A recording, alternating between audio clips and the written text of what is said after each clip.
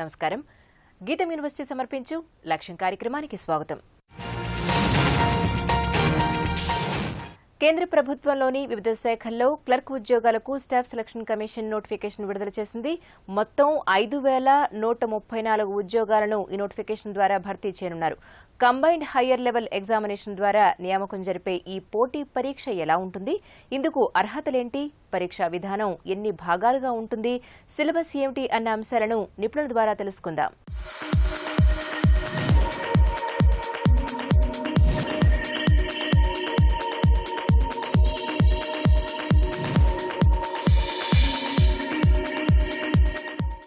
కేంద్ర ప్రభుత్వ సంస్థల్లోని lower division clerk, data entry operator మరియు కోర్టు క్లర్క్తో పాటు పోస్టల్ అసిస్టెంట్ ఉద్యోగాలను భర్తీ చేయట కొరకు staff selection commission combined higher secondary level notification విడుదల చేసింది. ఈ పరీక్ష మొత్తం 3 అంచెలుగా జరగనున్నది. టైర్ 1 పరీక్ష, దానిలో క్వాలిఫై అయిన వారికి టైర్ 2 పరీక్షని డిస్క్రిప్టివ్ విధానంలో టైర్ 2 పరీక్ష నిర్వహిస్తారు. టైర్ 3 పరీక్షలో కూడా క్వాలిఫై అయిన వారికి టైర్ 3 పరీక్ష DEST అంటే డేటా ఎంట్రీ స్కిల్ టెస్ట్ లేదా CPT కంప్యూటర్ ప్రొఫిషియన్సీ టెస్ట్ అని ఉంటుంది. ఈ 3 అంచెలలో ఎవరికైతే అత్యధిక మార్కులు వస్తాయో వారికి మెరిట్ ఆధారంగా కేటగిరీ పోస్టులు ఏవైతే ఉన్నాయో వాటన్నిటినీ స్టాఫ్ సెలక్షన్ కమిషన్ భర్తీ చేయనున్నది. అయితే వివరాల్లోకి వెళ్ళినట్లయితే కనుక ఈ పరీక్షకి అప్లై చేయాలి అని అనుకున్న అభ్యర్థులు 18 నుంచి 27 సంవత్సరాల మధ్య వయసు వరై ఉండాలి. అలాగే అప్లై చేయాలి అని అనుకున్న అభ్యర్థులకి విద్యార్హత 10+2 అంటే 10వ తరగతి తర్వాత ఇంటర్మీడియట్ లేదా దానికి సమానమైనటువంటి కోర్సుని పూర్తి చేసి ఉండాలి. అప్లికేషన్ని అభ్యర్థులు ఆన్లైన్ విధానం ద్వారా పూర్తి చేయాలి. దీనికి చివరి తేదీ నవంబర్ 11, 2016 సంవత్సరం. అప్లికేషన్ పూర్తి చేసిన తర్వాత అభ్యర్థులకి మొదటిగా టైర్ 1 పరీక్ష నిర్వహిస్తారు. టైర్ 1 పరీక్ష అనేది పూర్తిగా ఆన్లైన్ విధానంలో జరిగేటటువంటి ఆబ్జెక్టివ్ విధానంలో ఉండేటటువంటి ఆన్లైన్ రాత పరీక్ష. దీనిలో మొత్తం 100 ప్రశ్నల్ని 4 విభాగాలుగా విభజించి గంట 15 నిమిషాల వ్యవధిలో పూర్తి చేయాల్సి అవసరం ఉంటుంది. దీనికి గాను మొత్తం 200 మార్కులని SSC కేటాయించింది. టైర్ 1 పరీక్షలో ఎవరైతే అర్హత మార్కులని పొందుతారో వారికి టైర్ 2 పరీక్షను నిర్వహిస్తారు. అయితే ఈ టైర్ 1 పరీక్ష 2017 సంవత్సరంలో జనవరి 7 మరియు ఫిబ్రవరి 5వ తారీఖుల్లో జరగనున్నది. టైర్ 1 పరీక్షలో మొత్తం 100 ప్రశ్నలను 75 నిమిషాల్లో పూర్తి చేయాలి. అంటే గంట 15 నిమిషాల్లో పూర్తి చేయాలి. దీనికి గాను 200 మార్కులు కేటాయించారు. 100 ప్రశ్నల్ని 4 విభాగాలుగా కేటాయించి ప్రశ్నలు ఇస్తారు. దీనిలో ఎవరైతే క్వాలిఫై అవుతారో క్వాలిఫై అయిన అభ్యర్థులకు మాత్రమే టైర్ 2 పరీక్ష నిర్వహిస్తారు. టైర్ 2 పరీక్ష 2017 సంవత్సరంలో ఏప్రిల్ 9వ తారీఖు నాడు జరగనున్నది. టైర్ 2 పరీక్ష అనేది మొత్తం కూడా డిస్క్రిప్టివ్ విధానంలో జరగబోయే పరీక్ష. అదే టైర్ 1 పరీక్ష అయినట్లయితే కనుక 4 ఆప్షన్లతో కూడిన ఆబ్జెక్టివ్ విధానంలో ఉండేటటువంటి ఆన్లైన్ రాత పరీక్ష. టైర్ 2 పరీక్ష మాత్రం డిస్క్రిప్టివ్ విధానంలో పేపర్ మీద పెన్నుతోటి రాయాల్సిన పరీక్ష. దీనిలో టైర్ 2 పరీక్షలో essay writing, precis writing, application writing వంటి డిస్క్రిప్టివ్ టెస్టులు ఉంటాయి. దీనిని అభ్యర్థులు ఇంగ్లీష్ లేదా హిందీ భాషలలో మాత్రమే రాయాల్సి ఉంటుంది. టైర్ 2 పరీక్షకి స్టాఫ్ సెలక్షన్ కమిషన్ 100 మార్కులు కేటాయించింది. ఈ 100 మార్కుల ఉండే డిస్క్రిప్టివ్ పరీక్షని 60 నిమిషాల వ్యవధిలో పూర్తి చేయాలి. దీనిలో అర్హత సాధించాలి అని అంటే అభ్యర్థులకి కనీసం 33% మార్కులు టైర్ 2 పరీక్షలో రావాలి. టైర్ 2లో కూడా క్వాలిఫై అయిన అభ్యర్థులకి టైర్ 3 పరీక్షలో కంప్యూటర్ ప్రొఫిషియన్సీ టెస్ట్ లేదా DEST అంటే డేటా ఎంట్రీ స్కిల్ టెస్ట్ పరీక్ష నిర్వహిస్తారు. ఇది కేవలం క్వాలిఫైయింగ్ పరీక్ష మాత్రమే. కాబట్టి అభ్యర్థులకి ఉద్యోగం పొందాలి అని అంటే టైర్ 1, టైర్ 2, టైర్ 3 పరీక్షలలో క్వాలిఫై అవటంతో పాటు టైర్ 1లో ఉండేటటువంటి 200 మార్కులు, టైర్ 2లో ఉండేటటువంటి 100 మార్కులు, మొత్తంలో 300 మార్కులలో అత్యధిక మార్కులు పొందిన వారికి మెరిట్ లిస్ట్లో ఉంటారు. వారికి మాత్రమే ఉద్యోగాలను భర్తీ చేస్తారు. అయితే ప్రిపరేషన్ విధానంలోకి వెళ్ళినట్లయితే టైర్ 1 పరీక్షలో మొత్తం 4 విభాగాలు ఉంటాయి. 4 విభాగాల్లో ప్రతి విభాగం నుంచి 25 ప్రశ్నలు వస్తాయి. ప్రతి ప్రశ్నకి 2 మార్కులు కేటాయించారు.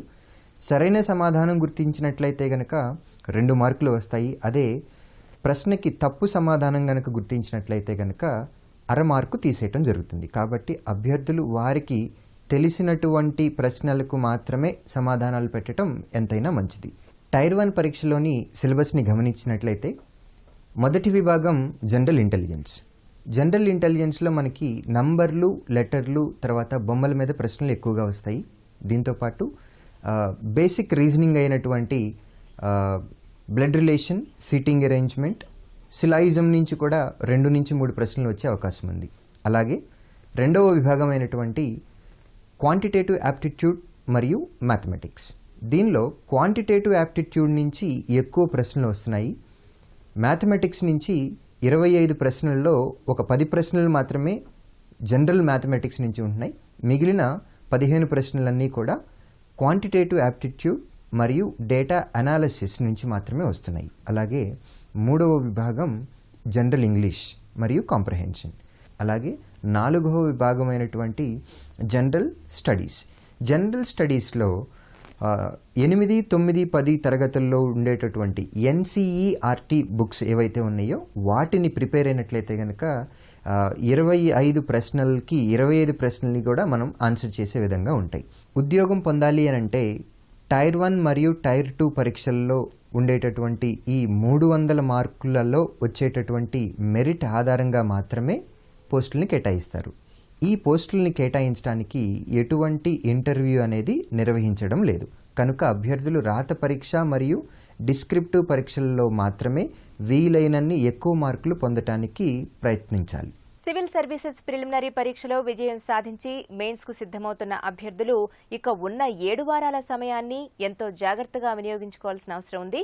డిసెంబర్ 7న జరగనున్న ఈ మెయిన్స్ పరీక్షకు అభ్యర్థుల అధ్యయన ప్రణాళిక ఎలా ఉండాలి, పరీక్షలో వచ్చే వివిధ పేపర్లను విజయవంతంగా ఎలా రాయాలి, సాధన, వివిధ అంశాలపై అభ్యర్థి సొంత అవగాహనకు సంబంధించి ఎలాంటి మెలకువలు పాటించాలో నిపుణుల ద్వారా తెలుసుకుందాం.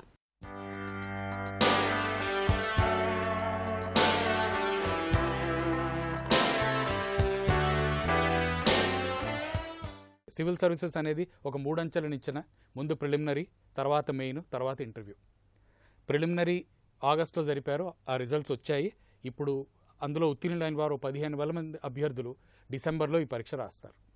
ఇప్పుడు ఈ మెయిన్ పరీక్ష చూద్దాం. మనం మెయిన్ పరీక్ష 213 నుంచి మార్చారు, ఆ విషయం మనకు తెలిసిందే. ఒక ఆప్షనల్ అయింది, మిగతావన్నీ జనరల్ స్టడీస్ పేపర్స్ అయ్యాయి. ఇందులో 7 పేపర్లు ఉంటాయి మనకి. ఈ 7 పేపర్లో ఫస్ట్ 2 పేపర్లు అంటే ఒకటి ఏంటంటే మోడర్న్ ఇండియన్ లాంగ్వేజ్ అంటారు, అంటే ఆధునిక భారత భాష. ఇందులో మీకు మినిమం క్వాలిఫైయింగ్ మార్క్ రావాలి. ఈ భాష సాధారణంగా తెలుగు కానీ హిందీ కానీ తీసుకుంటారు అభ్యర్థులు. రెండో పేపర్ ఇంగ్లీషు. ఈ పేపర్ గురించి మనం ఎక్కువ ప్రస్తావించిన అవసరం లేదు, ఎందుకంటే ఎప్పుడు మన అభ్యర్థులకి ఈ పేపర్ ప్రాబ్లం కాలేదు ఇంతవరకు. ఆ తర్వాత పేపర్స్ మొదలవుతున్నాయి. ఈ తర్వాత పేపర్స్ మన కాంపిటేటివ్ పేపర్స్ అంటాం. అంటే ఇక్కడ ఇందులో ఎస్ఏ ఉంది, జనరల్ స్టడీస్ 4 పేపర్లు ఉన్నాయి, ఆప్షనల్స్ ఉన్నాయి. గత 3 ఏళ్లగా రిజల్ట్ మనం కానీ అనలైజ్ చేస్తే మనకేం కనిపిస్తుందంటే అభ్యర్థులు అందరూ మెయిన్స్ పాస్ అయినప్పుడు జనరల్ స్టడీస్ 1, 2, 3, 4లో సమానంగా మార్కులు వస్తున్నాయి నియర్లీ. ఇన్ఫ్యాక్ట్ 1, 2, 3లో. కానీ పాస్ అయిన సర్వీస్ వచ్చిన అభ్యర్థికి, సర్వీస్ రాని అభ్యర్థికి అంటే 3,000 మందిలో 1000 మందినే సెలెక్ట్ చేస్తారు. ఈ డిఫరెన్స్ ఎక్కడ వస్తుందంటే మెయిన్స్లో మార్క్స్, ఆ తర్వాత ఇంటర్వ్యూలో మార్క్స్. ఈ మెయిన్స్లో మార్కులో వీళ్ళకి ఎక్కడ ఎక్కువ మార్కులు వచ్చాయి అంటే ఆప్షనల్లో మార్కులు ఎక్కువ వచ్చాయి, తర్వాత జనరల్ ఎస్ఏలో మార్కులు ఎక్కువ వచ్చాయి, తర్వాత ఎథిక్స్లో మార్కులు ఎక్కువ వచ్చాయి. ఈ అన్ని పేపర్స్లో చూసినప్పుడు మనం ఒక్క విషయం క్లియర్గా చూడాలి, డిఫరెన్స్ ఎక్కడ వస్తుంది అన్న చోట మనం ఫోకస్ చేయాలన్నమాట. ఇప్పుడు ఆప్షనల్ మనం ఒకసారి చూస్తే ఆప్షనల్కి ఒక నిర్దిష్టమైన సిలబస్ ఉంటుంది. ఈ సిలబస్ ప్రకారం మనం మొత్తం అన్ని ఏరియాస్ చదవగలిగితే డెఫినెట్గా మార్క్స్ ఎక్కువ వచ్చే ఛాన్సెస్ ఉన్నాయి. ఒకటి గుర్తుపెట్టుకోవాలి, ఆప్షనల్లో యూపీఎస్సీ వారు ఈ మధ్యలో అన్ని ఇండైరెక్ట్ క్వశ్చన్స్ ఇస్తున్నారు, డైరెక్ట్ క్వశ్చన్స్ చాలా తక్కువ. సో ఇక్కడ కూడా రైటింగ్ ప్రాక్టీసు, ఆ క్వశ్చన్ అర్థం చేసుకోవడము, 2 ఆప్షనల్కి కరెంట్ అఫైర్స్ రిలేట్ చేయడం కూడా చాలా ఇంపార్టెంట్ అయిపోయింది. కానీ ఆప్షనల్కి సమయం ఎక్కువ కేటాయిస్తే మనకి మార్కులు ఎక్కువ వస్తాయనేది మొదటిది. 2 జనరల్ ఎస్ఏ. ఈ జనరల్ ఎస్ఏ పేపరు మనకి ఈ మధ్యలో 2013 వరకు ఒకటే ఎస్ఏ టాపిక్ వచ్చేది, ఇప్పుడు 2 టాపిక్స్ వస్తున్నాయి. మార్కులు ఎక్కువ వచ్చే ఛాన్సులు ఉన్నాయి, కానీ ఎక్కువ టాపిక్స్ తెలుసుకోవాలి. ఈ 2 టాపిక్లు 2 డిఫరెంట్ కేటగిరీస్ నుంచి వస్తున్నాయి.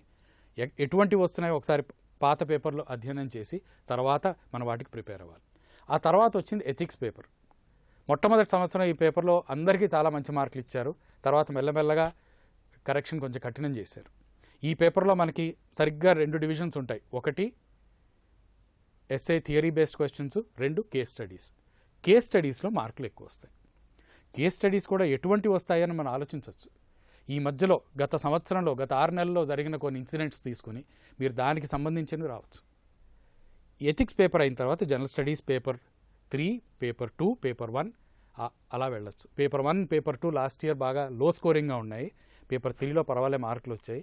కానీ అందరికీ అలాగే ఉంటుంది కాబట్టి మీరు ఎంత చదవగలరో అంత చదివి మోస్ట్ ఇంపార్టెంట్ టాపిక్స్ తీసుకుని వాటికి రైటింగ్ ప్రాక్టీస్ చేయాలి. అంటే ముఖ్యంగా ఇప్పుడు మీరు ఉన్న కొద్ది రోజుల్లో మీరు చేయవలసింది 1 టాపిక్స్ అన్నీ చదవడం, 2 current affairs related to those topics అది చూసుకోవడం, 3 రైటింగ్ ప్రాక్టీస్ చేయడం. అంటే ఒక 3 గంటలు కూర్చుని మొట్టమొదటి ఒక పేపర్ తీసుకుని 3 గంటలు కూర్చుని ఆ పేపర్ని మీరు దాన్ని సాటిస్ఫై చేయాలి ఎగ్జామినర్ని. అన్ని క్వశ్చన్స్ మీరు ఆన్సర్ చేయగలగాలి. అది చాలా ఇంపార్టెంట్. అది గుర్తుపెట్టుకోండి. యూపీఎస్సీలో రోజుకి 2 పేపర్లు ఉంటాయి. అంటే వారు టెస్ట్ చేసేది మీకున్న నాలెడ్జే కాదు, మీరు ఒక 6 గంటలు కూర్చొని కష్టపడి రాయగలరా, మధ్యలో నీరసపడకుండా చిరాకు పడకుండా రాయగలరా అని కూడా నోటీస్ చేస్తారు. ఎందుకంటే రేపు పొద్దున అడ్మినిస్ట్రేషన్లో వాళ్ళకి కావాల్సిన స్కిల్ ఇదే. 2వ పాయింట్ ప్రజెంటేషన్. ఒక ఆన్సర్ని ఎలా ప్రజెంట్ చేయాలని చాలా రకాల అడ్వైస్ ఉంది మార్కెట్లో. ఎవరికీ స్పెసిఫిక్గా తెలియట్లేదు. నెట్లో చూస్తే కొంతమంది టాపర్స్ ఒక రకంగా రాసామంటున్నారు, వేరే కొందరు ఇంకో రకంగా రాసామంటున్నారు. కానీ మీరు జనరల్గా ప్రతి ఆన్సర్లో ఎక్కువ పాయింట్లు ఉండేటట్టు చూసుకోండి. ఎందుకంటే ఎగ్జామినర్ మార్కులు ఇచ్చేది మనకి పాయింట్స్కి. మీ ఒక క్వశ్చన్కి మీరు ఎన్ని పాయింట్లు ఎక్స్ట్రా ఇవ్వగలిగారు ఇంకో అభ్యర్థి కంటే, దాన్ని బట్టి మీ మార్క్స్ పెరుగుతాయి అన్నమాట. సో అలాగే మీరు పాయింట్ వైజ్ ప్రజెంటేషన్ అన్న ఇవ్వండి, లేదా general essay type of presentation ఉంటుంది. ఒక ఉపోద్ఘాతం, ఒక బాడీ ఉంటుంది, ఒక ఉపసంహారం ఉంటుంది, అదైనా ఇవ్వండి, పర్వాలేదు. ఎలా ఇచ్చినా పర్వాలేదు. కానీ ప్రతి పారాగ్రాఫ్లో ఎన్ని పాయింట్లు ఎక్కువ ఇవ్వగలిగితే అన్ని పాయింట్లు ఉండేటట్టు చూసుకోండి. పోయిన సంవత్సరం చాలామంది అభ్యర్థులు పరీక్ష సరిగ్గా రాయలేకపోవడాన్న కారణం, ముఖ్య కారణం ఒకటి, రాత్రి అంతా చదివాము, పొద్దున వెళ్ళి పరీక్ష రాసామన్నారు. ఆ తప్పు మాత్రం చేయకండి. ఎందుకంటే మీరు సంవత్సరం అంతా చేయలేనిది ఒక రాత్రిలో కూర్చొని చేయలేరు. ఈ పరీక్ష ఎటువంటిదంటే ఆ టైంలో మీరు ఎలా స్పందిస్తారు ఆ క్వశ్చన్కని, కానీ మీరు ఎక్స్పెక్ట్ చేసిన క్వశ్చన్స్ అక్కడ రాకపోవచ్చు, రావు కూడా. యూపీఎస్సీ వారి ప్రయత్నం అదే. అంటే మీరు ఆ రోజు ఎగ్జామ్కి వెళ్ళిన రోజు మీరు చాలా కామ్గా ఉండి మీ మైండ్ అప్లై చేయగలగాలి. దీనికి చాలా ఇంపార్టెంట్గా కావాల్సింది ఏంటంటే స్ట్రెస్ ఉండకూడదు. 2 ఎగ్జామ్ టైంలో మీరు కావాల్సినంత నిద్ర మాత్రం మీకు ఉండాలి. నిద్ర వచ్చినా రాకపోయినా టెన్షన్లో 6 నుంచి 8 గంటల వరకు మినిమం మీరు పడుకోవాలి. నిద్రపోయి లేచిన తర్వాత పీస్ఫుల్గా ఆన్సర్ చేసిన అభ్యర్థులందరూ పాస్ అయ్యారు. అందుకని అనవసరంగా టెన్షన్ పడకండి. టెన్షన్ పడేదేదో ప్లాన్ చేసుకుని ఎగ్జామ్కి ఒక వారం రోజుల ముందర వరకు మీ ప్లాన్ వేరేగా పెట్టుకోండి. ఆ తర్వాత ఎగ్జామ్ టైంలో మాత్రం మీరు జాగ్రత్తగా ఒక సరైన టైం టేబుల్, మీరు ఫ్రెష్గా ఉండేటట్టు చూసుకుని, డయట్ అవన్నీ కూడా చాలా ఇంపార్టెంట్ అయిపోతాయి. ఇవన్నీ జాగ్రత్తగా చూసుకుని గుర్తుపెట్టుకోండి. 5 రోజుల్లో మీ ఫ్యూచర్ డిసైడ్ చేయబడుతుంది. అందులో ఒక 3-4 రోజులు మీరు రోజుకి 6 గంటలు రాయాలి. దానికి మీరు ప్రిపేర్ అయ్యారంటే విజయం మీదే అవుతుంది. పిల్లలు సరిగా చదవటం లేదు అన్న ఆందోళన చాలా మంది తల్లిదండ్రులు వ్యక్తం చేస్తుంటారు. ప్రధానంగా 10వ తరగతిలోపు విద్యార్థుల్లో ఈ సమస్యను ఎక్కువగా చూస్తూ ఉంటాం. కొందరు పిల్లలు ఎంతో యాక్టివ్గా ఉంటారు, కానీ వారికి దేనిపైనా శ్రద్ధ ఉండకపోవడం గమనిస్తూ ఉంటాం. ఏకాగ్రత లేక కొందరు క్లాసులో వెనకపడుతూ ఉంటారు. ఇలాంటి పరిస్థితులు రావడానికి ఎన్నో కారణాలు ఉంటాయి అని అంటున్నారు నిపుణులు. తల్లిదండ్రులు ఈ సమస్యను గమనించిన వెంటనే తమ పిల్లలకు సరియైన అవగాహన కల్పించి నిపుణుల సూచనలు పాటిస్తే ఎన్నో రకాల సమస్యల నుంచి బయటపడవచ్చు అని అంటున్నారు. మరి ఆ వివరాలేమిటో ఇప్పుడు చూద్దాం.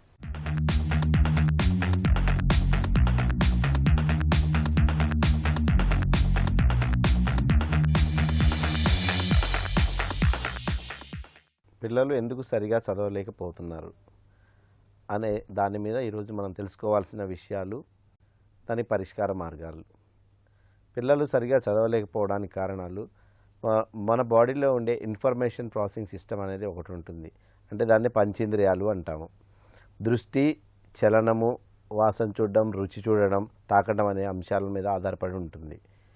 పిల్లలు సరిగా చదవకపోవడానికి కారణం క్లాస్ రూమ్లో ఉన్నప్పుడు ముఖ్యంగా ఉపాధ్యాయుడు చెప్పింది వినడము, రాయటం దాని మీద ఆధారపడి ఉంటుంది. కాబట్టి పిల్లలు ఇలాంటి ప్రాసెస్లో పిల్లలు ఎలా ఉంటారంటే క్లాస్ రూమ్లో ఉపాధ్యాయుడు చెప్పేటప్పుడు సరిగా వినకపోవడము, ధ్యాస పెట్టకపోవడము, అటెన్షన్ ప్రాబ్లము, కాన్సన్ట్రేషన్ ప్రాబ్లం ఇవన్నీ ఉంటాయి.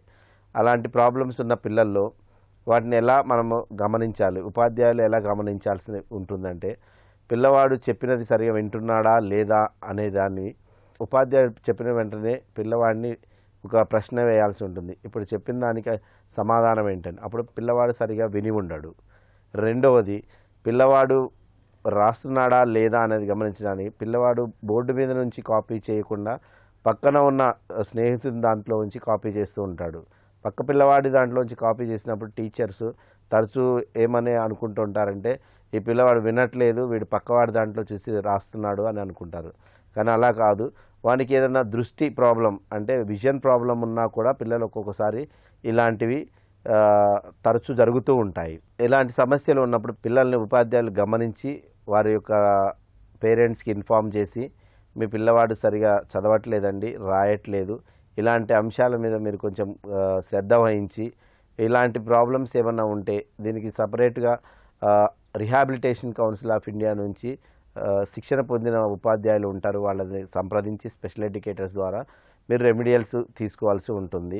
నెక్స్ట్ వచ్చి, పిల్లలు అతిగా క్లాస్ రూమ్లో అల్లరి చేస్తూ ఉంటారు, పక్క పిల్లల్ని కదిలిస్తూ ఉంటాడు, టీచర్ చెప్పింది వినడు, రాయడు, ప్రతిసారి చుట్టువైపులా కిటికీలోంచి బయటికి చూస్తూ ఉంటాడు, ఉపాధ్యాయుడు చెప్పినప్పుడు దాన్ని సరిగా వినలేకపోవడము, ఇలాంటి సమస్యలన్నీ తీస్తారు. ఇలా సమస్యలు ఉన్న పిల్లలు ఏంటంటే hyper active attention deficit disorder అని కూడా అనొచ్చండి.